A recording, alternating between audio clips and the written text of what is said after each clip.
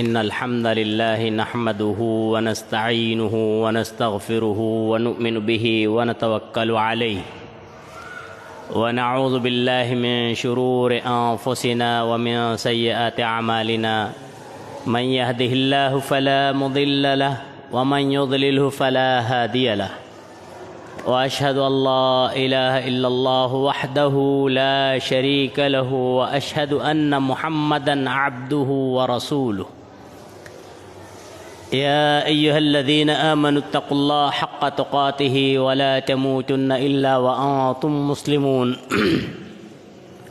يا أيها الناس اتقوا ربكم الذي خلقكم من نفس واحدة وخلق منها زوجها وبث منهما رجالا كثيرا ونساء واتقوا الله الذي تساءلون به والأرحام إن الله كان عليكم رقيبا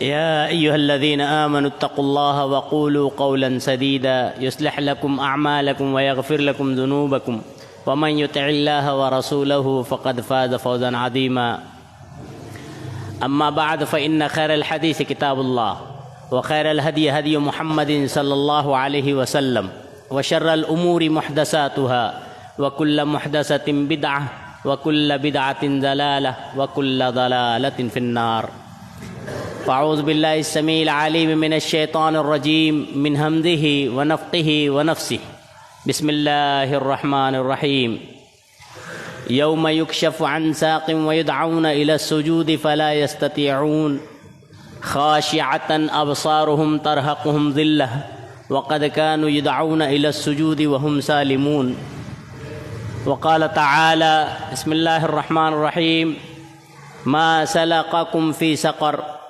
قالوا لم نك من المصلين وقال تعالى بسم الله الرحمن الرحيم إن الصلاة تنهى عن الفحشاء والمنكر وجاء في الحديث عن أنس بن مالك رضي الله عنه قال قال رسول الله صلى الله عليه وسلم أول ما يحاسب به العبد يوم القيامة من عمله الصلاة فإن صلحت صلح سائر عمله وإن فسدت فسد سائر عمله رواه الطبراني في الأوسط وصححه الألباني وفي رواية فإن صلحت فقد أفلح وأنجح أو كما قال عليه الصلاة والسلام وقال عمر بن الخطاب رضي الله عنه ها الله إذن لا حد في الإسلام من ترك الصلاة رواه الطبراني جناب برادران اسلام، دینی ملی بھائیوں، نوجوان دوستوں، بزرگان دین، خواتین ملت، پردہ نشی، ماؤں بہنوں، دیگر معزز حاضرین و سامعین کرام، اس وقت میں نے خطبہ مسنونہ کے بعد جو آیات و احادیث پڑھی ہیں اس سے آپ نے بخوبی اندازہ لگا لیا ہے کہ آج انشاءاللہ گزشتہ عنوان یعنی اصلاح نماز کی وضاحت کے مقصد سے کھڑا ہوا ہوں۔ اللہ رب العالمین سے دعا ہے الہ العالمین مجھے شریعت اسلامیہ کی ہی روشنی میں کہنے اور ہم تمام کو شریعت اسلامیہ پر حتی المقدور عمل پیرا ہونے کی توفیق عنایت فرمائے، آمین۔ اللہ کی حمد و ثنا، ہر قسم کی تعریف و توصیف، بزرگی، بڑائی، کبریائی بیان کرنا ضروری اور لازمی ہے، جس نے ہمیں اور آپ کو بے شمار و انگنت نعمتوں دولتوں سے مالا مال فرمایا ہے۔ ساتھ ہی ساتھ درود و سلام ہو تمام ہی انبیاء و رسول علیہم الصلاۃ والسلام پر، خصوصاً انگنت و بے شمار درود و سلام ہو ہمارے آپ کے آخری نبی جناب احمد مجتبیٰ محمد مصطفیٰ علیہ الصلاۃ والسلام پر اور آپ کی آل اولاد پر۔ حاضرین جمعہ، نماز یہ اتنی اہم عبادت ہے کہ اس کے تعلق سے چند باتوں کو جاننا اور سمجھنا نہایت ضروری ہے، جس میں سے پہلی بات یہ کہ نماز کو دین اسلام نے اسلام کا دوسرا رکن بتایا ہے، اور شریعت اسلامیہ میں اس کو بنیاد بتایا گیا ہے۔ دوسری چیز کہ نماز اسلام کا شعار ہے، ایک مومن و مومنہ کی پہچان اور علامت ہے، اور متقیوں کی نشانی ہے۔ تیسری چیز جو بڑی اہم ہے وہ یہ کہ انسان جتنے اعمال کر رہا ہے ان تمام اعمال کی درستگی کا انحصار نماز کی درستگی پر ہے۔ یہ بڑا اہم ہے۔ ہم ابتدا سے لیتے ہیں، شریعت نے نماز کو اسلام کی بنیاد اور رکن بتایا ہے۔ ہم دنیاوی سطح سے جان سکتے بنیاد کسے کہتے ہیں۔ جیسے انسان کی زندگی کو گزارنے کے لیے بنیادی چیزیں 3 ہیں: کھانا، کپڑا اور مکان۔ اگر کسی انسان سے ان بنیادی چیزوں میں سے کوئی ایک چیز چھین لی جائے یا اس سے مفقود ہو، نہ ملے، تو اس کی زندگی محال ہے، مشکل، ناممکن ہے کہ وہ جی جائے۔ اس سے معلوم یہ ہوتا ہے کہ جس طرح زندگی گزارنے کے لیے کھانا، کپڑا اور مکان ضروری ہے، ایسے ہی مسلمان ہونے کے لیے نماز ضروری ہے۔ اگر ایک مسلمان ہونے کے بعد نماز نہیں پڑھتا ہے تو اس کا مسلمان ہونا مشکل ہے، محال ہے، ناممکن ہے۔ دوسری چیز جو سمجھنے کی، جاننے کی، ذہن نشین رکھنے کی وہ یہ ہے کہ نماز اسلام کا شعار ہے، مومن اور مومنہ کی پہچان اور علامت ہے، متقیوں کی نشانی ہے۔ قرآن کا مطالعہ کریں، اللہ رب العالمین نے سورہ مومنون سورہ نمبر 23 آیت نمبر 1 اور 2 میں اشارہ دیا ہے۔ اللہ فرماتا ہے قد افلح المؤمنون، یقیناً مومنین کامیاب ہو گئے۔ کون مومنین؟ کون مومن؟ کون مسلمان؟ الذین هم فی صلاتہم خاشعون۔ اللہ نے اشارہ دیا ہے، کئی باتوں کا تذکرہ اللہ نے کیا۔ پہلی بات کہ جو نمازوں میں خشوع و خضوع اختیار کرتے ہیں، نمازوں کی پابندی کرتے ہیں، وہ کامیاب ہونے والے ہیں۔ دوسری جگہ سورہ انفال میں اللہ رب العالمین نے سورہ نمبر 8 آیت نمبر 4 میں اشارہ دیا، الذین یقیمون الصلاۃ ومما رزقناہم ينفقون اولئک هم المؤمنون حقا۔ جو نماز کے قیام کرتے ہیں، قائم کرتے ہیں، اللہ نے عطیہ دیا ہے، اللہ نے نعمتیں دی ہے، انفاق اپنی طاقت و قوت سے کرتے رہتے ہیں۔ اللہ کہتا ہے اولئک هم المؤمنون حقا، یہی حقیقی مومن ہے۔ معلوم یہ ہوتا ہے کہ ایسا نہ کرنے والا مومن نہیں ہے۔ قربان جائے ہمارے اسلاف پر۔ مسور ابن مخرمہ رضی اللہ عنہ بیان کرتے ہیں، میں حضرت عمر فاروق رضی اللہ عنہ کی عیادت کے تعلق سے آیا تھا ان کے گھر پر، اور کنڈیشن یہ تھی کہ حضرت عمر فاروق رضی اللہ عنہ کو کپڑے سے اڑایا ہوا لیٹے ہوئے تھے، کپڑا اوڑے ہوئے تھے۔ عیادت کے لیے پہنچا، صحابی رسول کہتے ہیں تو میں نے لوگوں سے دریافت کیا کیا حال ہے امیر المومنین کا؟ تو لوگوں نے بتایا تم دیکھ رہے ہو، یعنی اشارہ دیا کہ لیٹے ہوئے، کپڑا اوڑے ہیں اور بے جان قصے ہیں، بالکل کنڈیشن نازک ہے۔ کیوں؟ آپ زخمی تھے، پیٹ میں زخم لگا ہوا تھا، آج کا وقت ہوتا تو شاید جو ہے 50 ٹانکے لگ جائے، ایسی نوبت، ایسی کنڈیشن پیٹ پر تھی، زخمی تھے، بیمار تھے۔ اب انہوں نے کہا کہ امیر المومنین کو اٹھایا جائے، پھر خود ہی کہتے ہیں یہ نہیں اٹھیں گے مگر ایک ہی چیز ایسی ہے جو انہیں اللہ کے ڈر سے اٹھائے گی، وہ ہے نماز۔ پھر کہتے ہیں لوگوں نے کہا امیر المومنین الصلاۃ، امیر المومنین نماز کا وقت ہو گیا۔ حضرت عمر فاروق رضی اللہ عنہ قربان جائیں، ایسی نازک کنڈیشن اور موڑ پر اپنے آپ کو اٹھاتے جگاتے ہیں اور ایک جملہ کہتے ہیں ہاں اللہ اذن، قسم اللہ کی تب تو کیا لا حظ فی الاسلام لمن ترک الصلاۃ، اس کا نہ اسلام میں حصہ ہی نہیں ہے جس نے نماز کو چھوڑ دیا۔ اللہ اکبر۔ پھر اس کے بعد نماز ادا کرتے ہیں۔ بہرحال قرآن کا مطالعہ کریں، بے نمازیوں کا انجام اللہ رب العالمین نے اشارہ دیا ہے، شریعت میں اشارہ دیا گیا ہے۔ حامان، قارون اور ابی بن خلف کافروں اور منافقوں کے ساتھ ہوگا۔ اللہ نے اشارہ دیا ہے بے نمازی کا انجام، اللہ اشارہ دیتا ہے۔ سورہ قلم کا مطالعہ کریں، اللہ رب العالمین کہتا ہے یوم یکشف عن ساق ویدعون الی السجود فلا یستطیعون، جب پنڈلی کھول دی جائے گی اور پکارے جائیں گے الی السجود، سجدہ کرنے کے لیے، لا یستطیعون، اللہ کہتا ہے طاقت نہیں رکھیں گے۔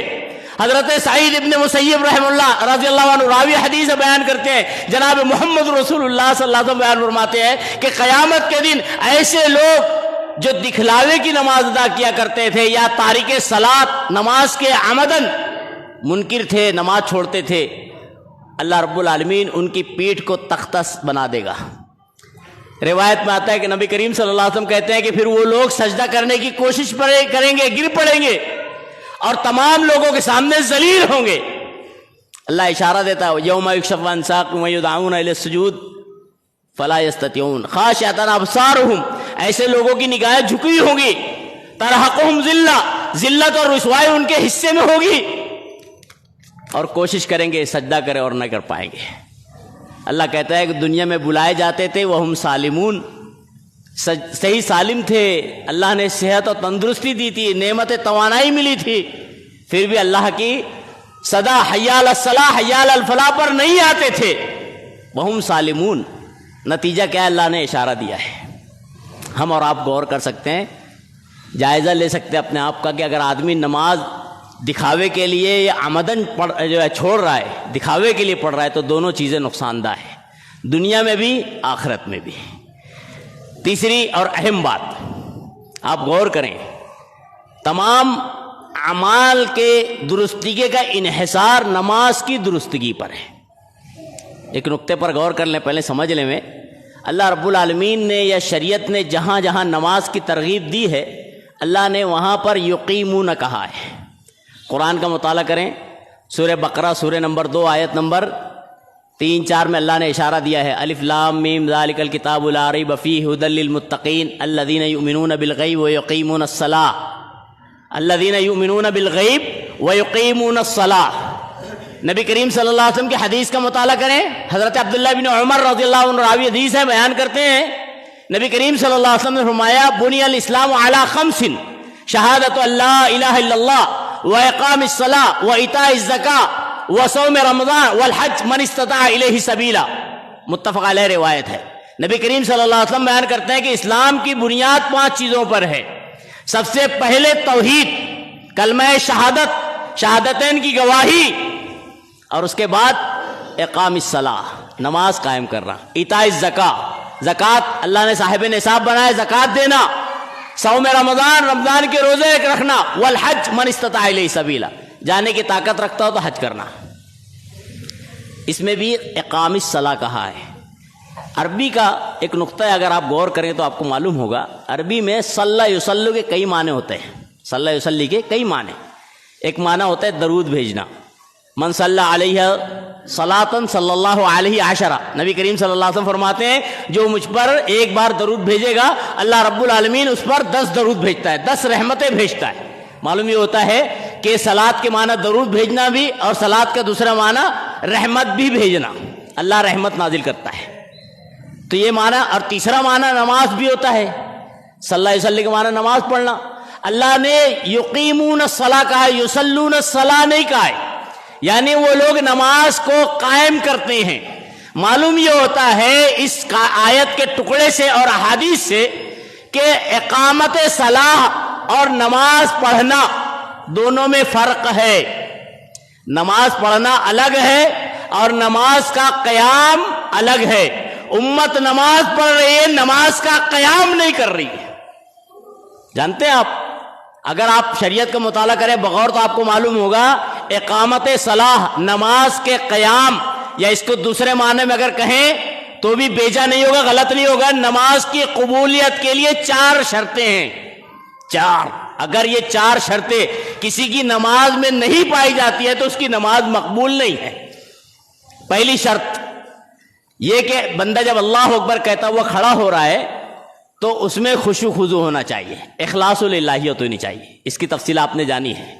دوسری شرط یہ ہے کہ جب بندہ اللہ اکبر کہتا ہوا کھڑا ہو رہا ہے تو اس میں اللہ کے نبی جناب محمد رسول اللہ صلی اللہ علیہ وسلم کی سنت کی موافقت ہونی چاہیے، یہ شرطیں ضروری ہے۔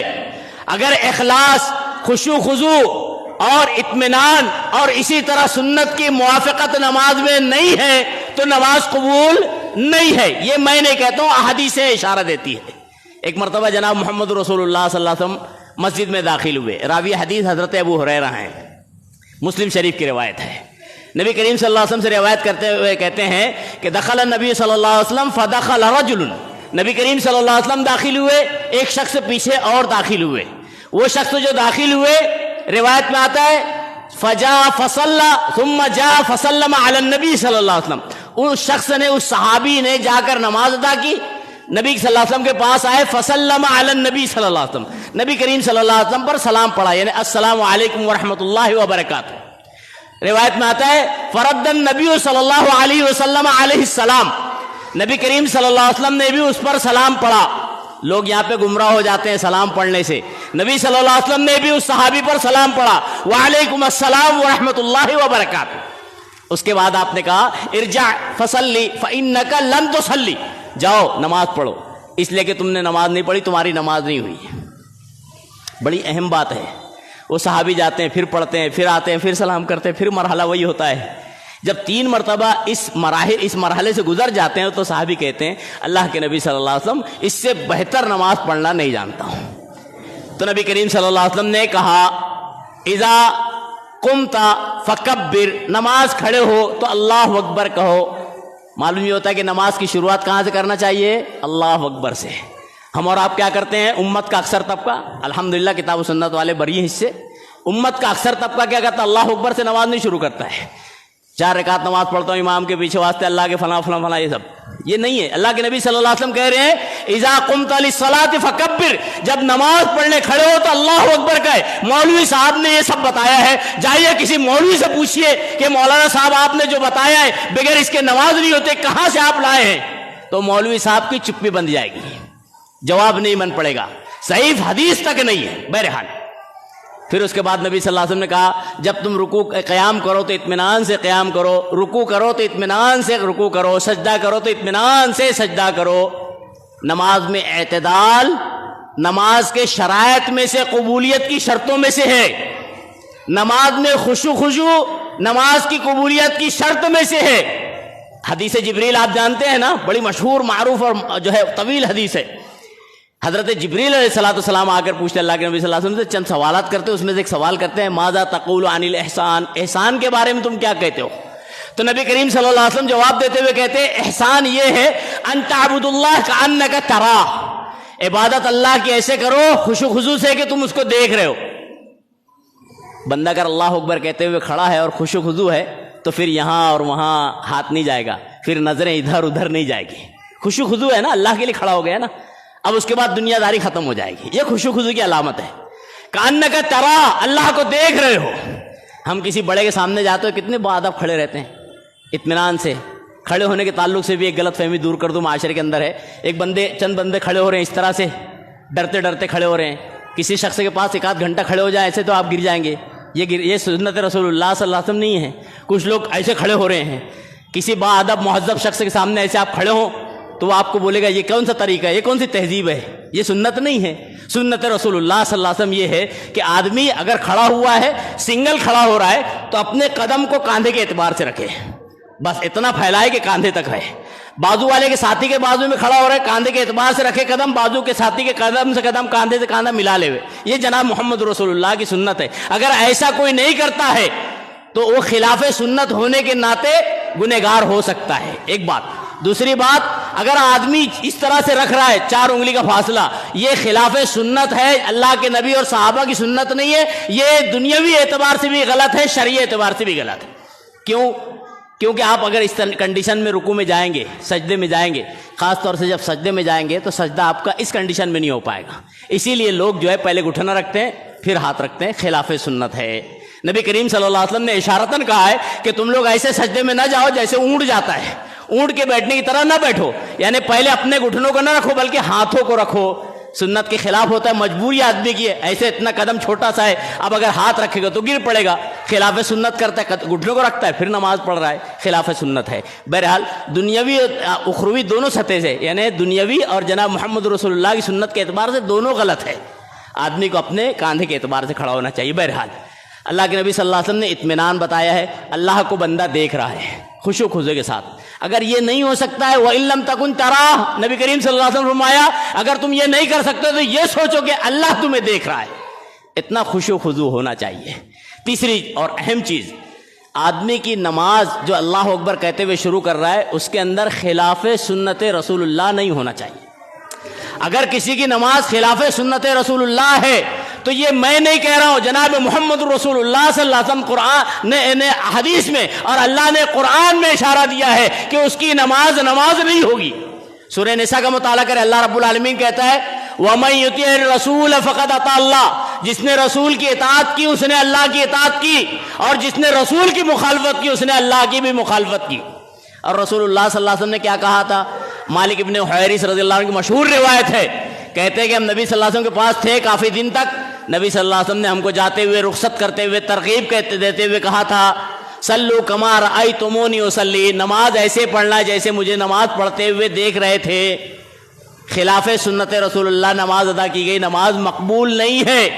یہ مائی عائشہ کی روایتیں اور بہت سی روایتیں ہیں، من عمل عملا لیس علیہ امرنا فهو رد مردود، وہ رد بھی ہے مردود بھی ہے اگر عمل خلاف سنت رسول اللہ ہے، نماز خلاف سنت رسول اللہ ہے۔ بہرحال تو یہ اسی لیے اقامت صلاح، نماز کا قیام اور نماز کو پڑھنے میں فرق ہے۔ امت نماز پڑھ رہی ہے، نماز کا قیام امت سے مفقود ہے، الا ماشاء اللہ، سب نہیں ہے الحمدللہ۔ کتاب و سنت والے بڑی کوشش کرتے ہیں، اللہ رب العالمین ہماری کوششوں کو قبول فرما لے۔ بہرحال تیسری چیز، قیامت کے دن تمام اعمال کی درستگی کا انحصار بھی نماز کی درستگی پر ہے۔ نماز کو معمولی نہ سمجھے، اگر نماز صحیح نہیں ہے، سنت کے مطابق نہیں ہے تو سمجھ لیجئے کہ دیگر اعمال بھی رائگاں ہو سکتے ہیں، ضائع ہو سکتے ہیں۔ یہ میں نہیں کہہ رہا ہوں، جناب محمد رسول اللہ صلی اللہ علیہ وسلم نے یعنی آج سے 1400 سال پہلے کہا ہے۔ آج امت میں کچھ لوگوں کا ذہن بنا ہوا ہے، سائنس اور ٹیکنالوجی کے ذریعے سے اسلام سمجھنے کی کوشش کی ہے۔ ایک نقطہ بتا دوں آپ کو، ایک مرتبہ اللہ کے نبی صلی اللہ علیہ وسلم نے ایک موقع پر کہا تھا ان فی الجسد مضغۃ اذا صلحت صلح سائر جسد، کہ جسم میں ایک ٹکڑا ہے، ایک لوتھڑا ہے، جب وہ صحیح ہوگا تو سارا جسم صحیح ہوگا۔ آج جدید سائنس اور ٹیکنالوجی بتاتی ہے دل اگر انسان کا صحیح ہے تو پوری باڈی صحیح رہے گی، دل میں خرابی ہے تو انسان ختم ہو جائے گا، یا تو خرابی کو درست کیا جائے، دور کیا جائے، ورنہ اٹیک آئے گا، دل بند ہو جائے گا اور مر جائے گا۔ آپ غور کریں، ایسی ہی کچھ بات نبی کریم صلی اللہ علیہ وسلم نے نماز کے متعلق بھی کہی تھی۔ حضرت انس بن مالک راوی حدیث ہے رضی اللہ عنہ، کہتے ہیں اول ما یحاسب بہ العبد یوم القیامہ الصلاۃ، قیامت کے دن 2 کنڈیشن ہے حساب کتاب کی، ایک معاملات کی، ایک عبادات کی۔ معاملات میں پہلے خون کا حساب لیا جائے گا، خون، قتل، غارت گری، اس کا حساب ہوگا۔ اس کے بعد عبادات میں پہلے نماز کی اس کا سوال ہوگا، الصلاۃ، ایک روایت میں آتا ہے فَإِن صَلُحَتْ فَقَدْ أَفْلَحَ وَأَنجَا، صحیح ہوئی نماز تو کامیاب، کامران، ناجے ہو گیا۔ ایک روایت میں فَإِن صَلُحَتْ، نبی کریم صلی اللہ علیہ وسلم کہتے ہیں اگر نماز صحیح ہوئی فَقَدْ صَلُحَ سَائِرُ عَمَلِهِ، جیسے دل صحیح ہے تو پورا جسم صحیح ہے۔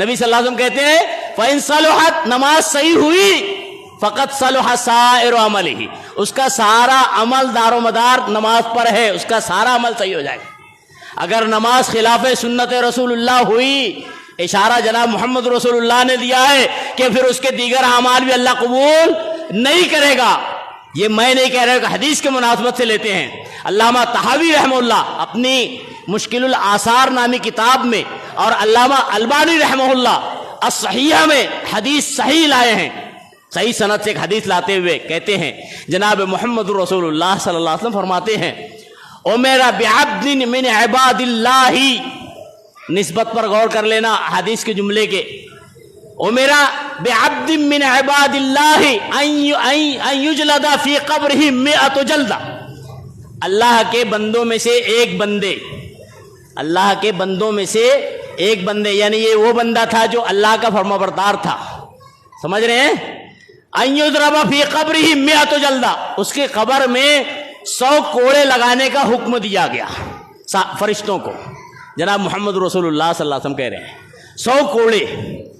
روایت میں آتا ہے، تفصیلی روایت ہے، نبی کریم صلی اللہ علیہ وسلم کہتے ہیں کہ جو بندہ جس پر قبر میں 100 کوڑے کا حکم اس فرشتوں کو ملا تھا، 100 کوڑے مارنے والے ہیں، کہتا ہے، التجا کرتا ہے میرے کوڑے کم کر دیے جائیں، 100 بہت زیادہ ہے، اس کی التجا آرزو اللہ رب العالمین پوری کر دیتا ہے، وہ 100 کوڑے دھیرے دھیرے دھیرے ایک کوڑے میں باقی رہ جاتا ہے، فَضُرِبَ لَهُ، اس ایک کوڑے کو اسے مارا جاتا ہے۔ علامہ البانی رحمہ اللہ صحیح سند سے لاتے ہوئے کہتے ہیں جناب محمد رسول اللہ کہتے ہیں ایک کوڑا اس کو مارا جاتا ہے۔ روایت میں آتا ہے نبی کریم صلی اللہ علیہ وسلم فرماتے ہیں ایک کوڑے سے اس کی پوری قبر آگ سے بھر جاتی ہے۔ آدمی یہ نہ سوچے کہ نماز کا حساب قبر میں نہیں ہوگا، یہاں پہ معلوم ہوتا ہے نماز کا حساب قبر میں بھی ہوگا۔ ایک کوڑے سے اس کی قبر بھر جاتی ہے آگ سے۔ جب تھوڑا افاقہ ہوتا ہے، راحت ملتی ہے، تو پوچھتا ہے فرشتوں سے بِأَيِّ ذَنبٍ، کس گناہ کے، کس جرم کی سزا کے طور پہ مجھے یہ کوڑا مارا گیا ہے؟ تو اللہ رب العالمین فرشتوں سے کہتا ہے کہ جواب دو اس کو۔ اللہ کے نبی صلی اللہ علیہ وسلم بیان کرتے ہیں کہ فرشتے اس کو جواب دیتے ہیں تو نے ایک نماز بغیر وضو کے پڑھ لی تھی اور ایک غریب مظلوم کے پاس سے تو گزرا تھا، وہ دہائی دے رہا تھا، تو نے اس کی مدد نہیں کی تھی، اس کے سزا کے طور پر تجھے یہ کوڑا مارا گیا۔ اللہ اکبر۔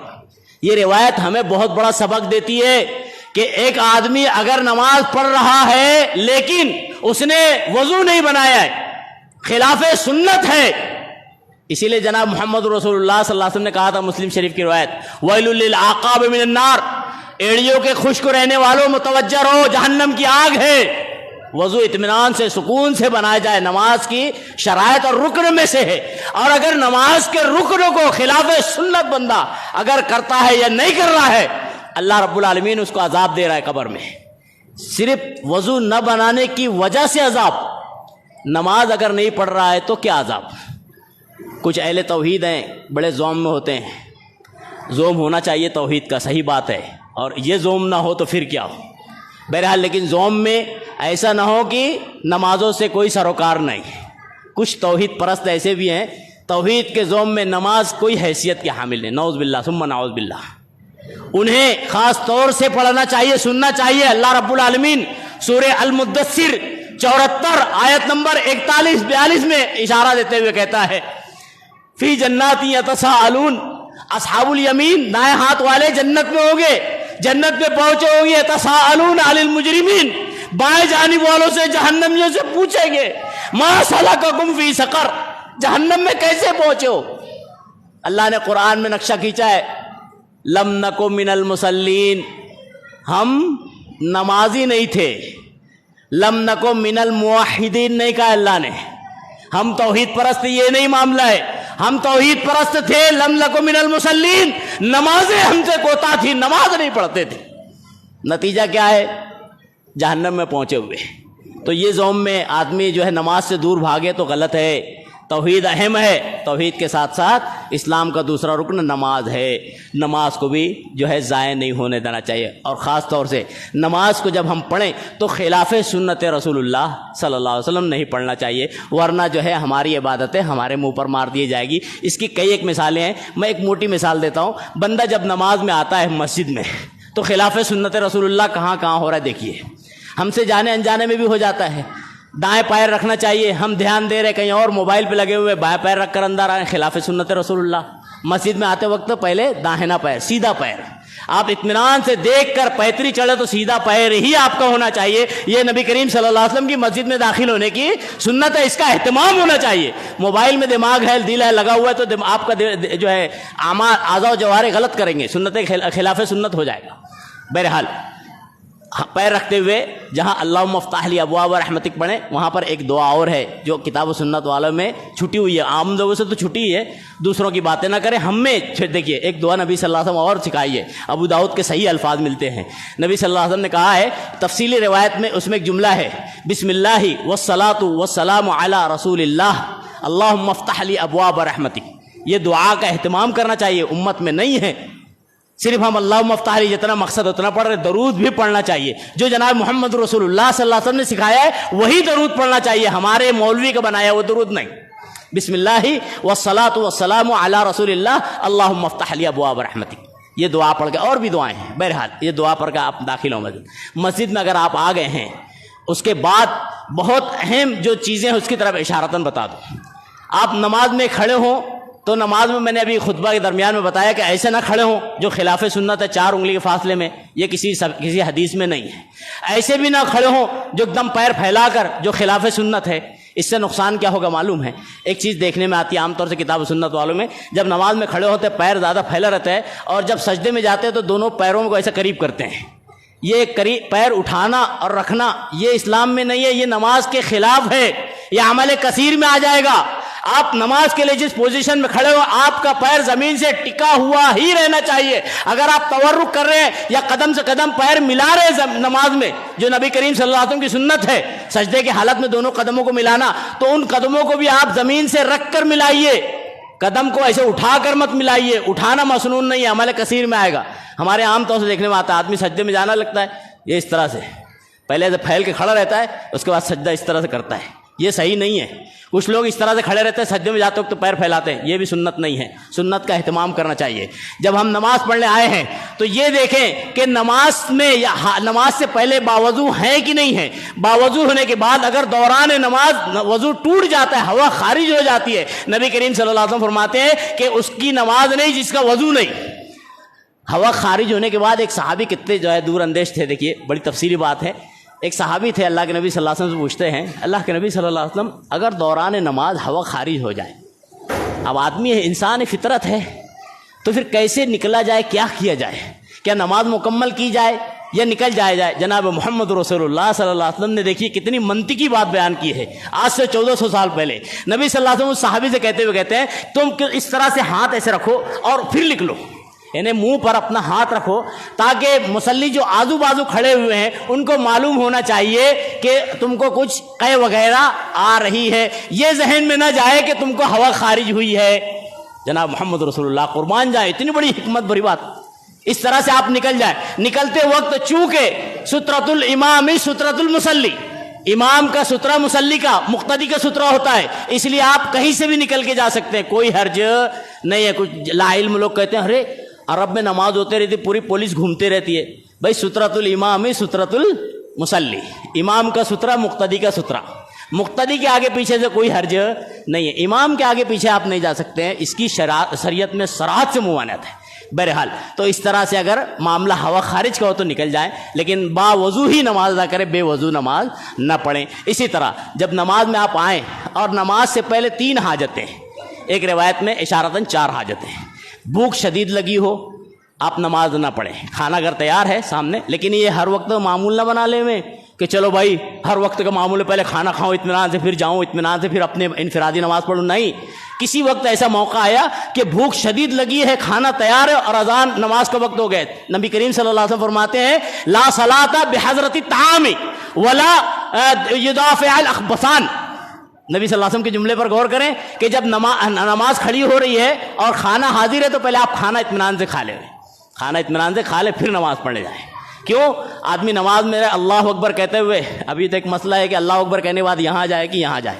ایک الگ مسئلہ ہے. وائل ابن حجر رضی اللہ عنہ کی روایت ایک دم صراحت سے ملتی ہے, مصنف ابن شیبہ کی بھی ہے, صحیح روایت ہے. نبی صلی اللہ علیہ وسلم جو ہے وضع یدہ علی الیسری علی صدرہ, کہ نبی صلی اللہ علیہ وسلم نے اپنے بائیں ہاتھ پر اپنا دائیں ہاتھ اپنے سینے پر رکھا. زیر ناف کی جتنی روایتیں ملتی ہے ایک بھی مضبوط صحیح سند سے نہیں ملتی ہے, اس لیے سنت کے مطابق ہاتھ یہی رکھنا چاہیے. بہرحال اللہ اکبر کہتے ہوئے اب ہاتھ ابھی رکھا ہے, بھوک لگی ہے شدید, اب دماغ لگا ہوا ہے کیا پکا ہوگا, اچھا یہ پکا تھا کیا, تو نماز میں خلل ہو جائے گا, نہیں پڑھنا ہے.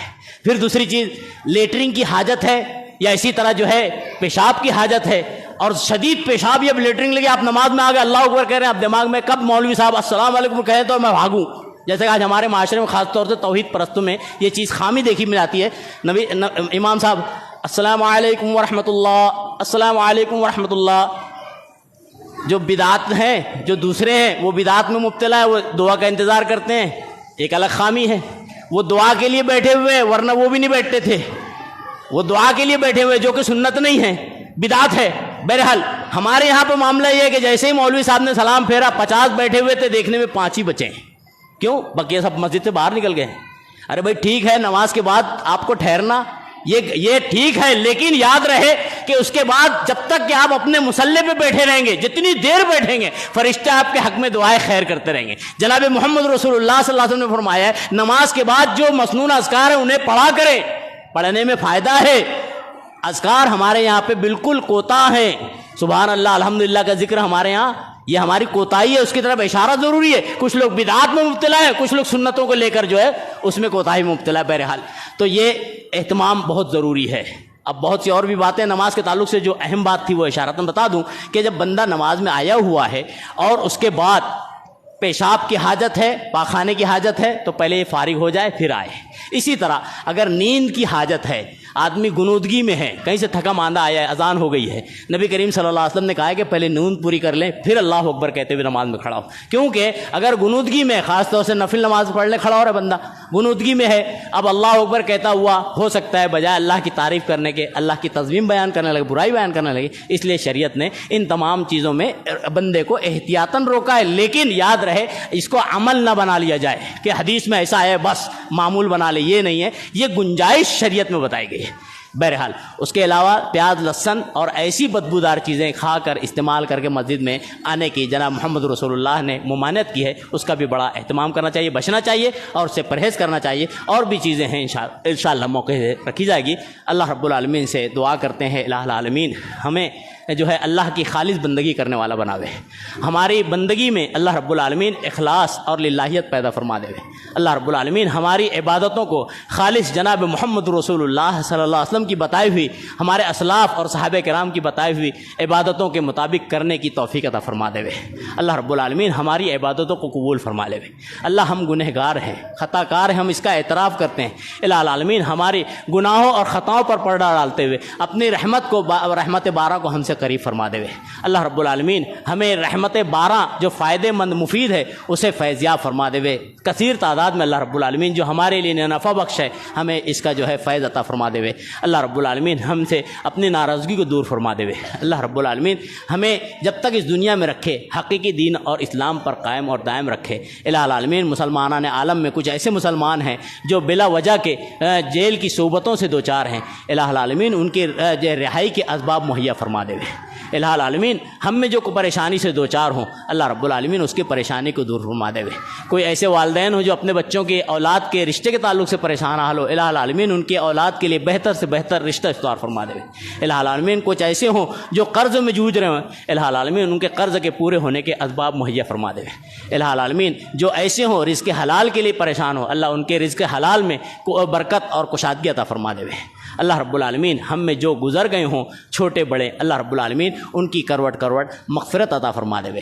ہم میں جو بیمار ہوں اللہ رب العالمین انہیں شفائے کاملہ عاجلہ نصیب عطا فرماوے. اللہ رب العالمین ہم جب تک ہمیں اس دنیا میں رکھے حقیقی دین اور ایمان پر قائم اور دائم رکھے. اللہ ہمارا آپ کا خاتمہ بھی حقیقی دین اور ایمان پر ہی فرما دے. آمین. اقول قولی ھذا واستغفر اللہ لی ولکم ولسائر المسلمین انہ تعالی جواد کرم برور رؤوف رحیم فاستغفروہ انہ هو الغفور الرحیم.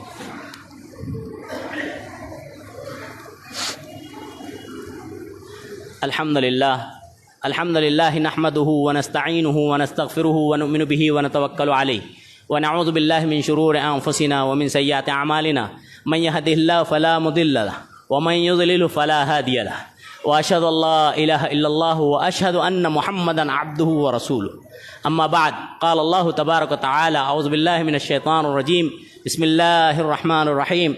إن الله وملائكته يصلون على النبي يا أيها الذين آمنوا صلوا عليه وسلموا تسليما. اللهم صل على محمد وعلى آل محمد كما صليت على إبراهيم وعلى آل إبراهيم إنك حميد مجيد. اللهم بارك على محمد وعلى آل محمد كما باركت على إبراهيم وعلى آل إبراهيم إنك حميد مجيد. اللهم ثيبنا ثيبا نافعا، اللهم أغثنا غيثا مغيثا مريئا مريئا نافعا غير ضار عاجلا غير عاجل يا أرحم الراحمين.